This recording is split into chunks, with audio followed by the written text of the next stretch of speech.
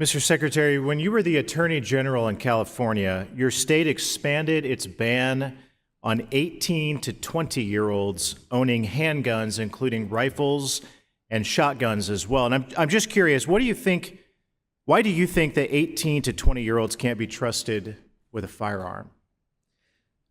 Congressman, let me try to take you back a little bit when I was Attorney General in California, but first by saying, for us here at HHS, gun violence is a healthcare crisis in this country, and we have to do everything we can. I'm proud that my state has tried to undertake measures that would try to keep individuals from using, especially assault weapons, for purposes that never should be deployed in a civilian society. And so, but you supported these policy changes. I'm just curious, what was it about 18 to 20-year-olds that you focused on to take away their gun rights to own rifles or hunting shotguns and other firearms? What was it about that age, 18 to 20-year-old? Yeah, we could go back to the legislative record. I was not the legislator who voted for that legislation, but I was the AG who defended our state's laws. You didn't believe that an 18-year-old should be allowed to own a hunting rifle. Is that?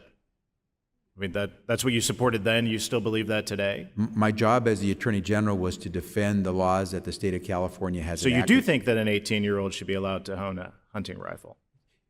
Congressman, when you are the Attorney General, you have an obligation to support and defend the laws of your state. I happen to believe in many of those laws that help us not only protect Americans from gun violence, but also keep weapons of destruction out of the hands of Americans when it's not necessary. Okay, interesting way to dodge the question. I mean, back then you clearly defended and supported changes in the law to stop 18 to 20-year-olds from being able to own a firearm. And I just want to ask this question.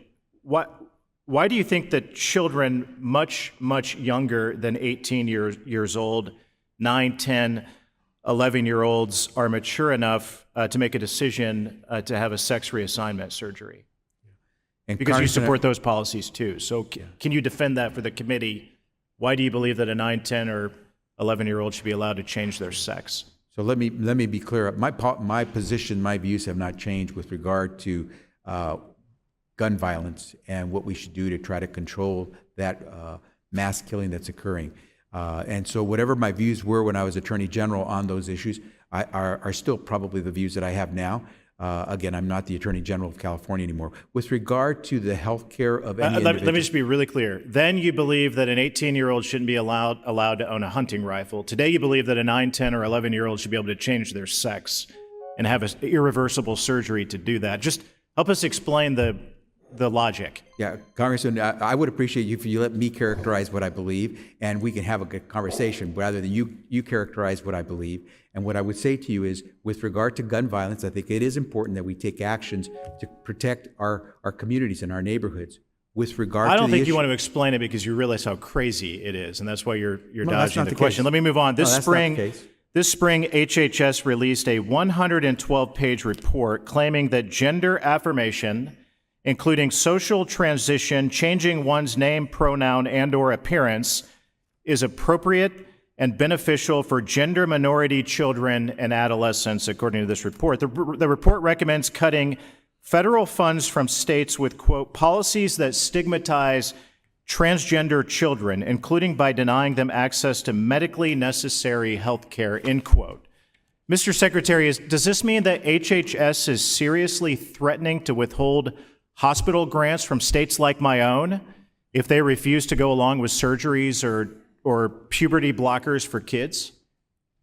Congressman, we're going to protect the rights of any American to get the health care they're entitled to. And if someone tries to stop them from that, that's a violation of the law. So you would withhold hospital grants from states like mine that ban transgender sex reassignment surgeries for minors? I mean, that's what the report says, clearly. We will protect the rights of any individual to receive the health care they're entitled to, and we will take action against anyone who tries to discriminate against a person. That's a yes. And I want to ask you the same question that I asked Secretary Cardona the other week. Do you support pulling federal funds, federal school lunch benefits from schools that refuse to comply with your definition of gender identity? Withholding school lunches from kids in schools that won't recognize the definitions that you do. Congressman, I would not hold anyone to the standard of having to uphold my definitions. I would hold them to a standard that protects what the rights of the It's Americans pretty clear are what you under the believe. law. The report says so, Madam Chair.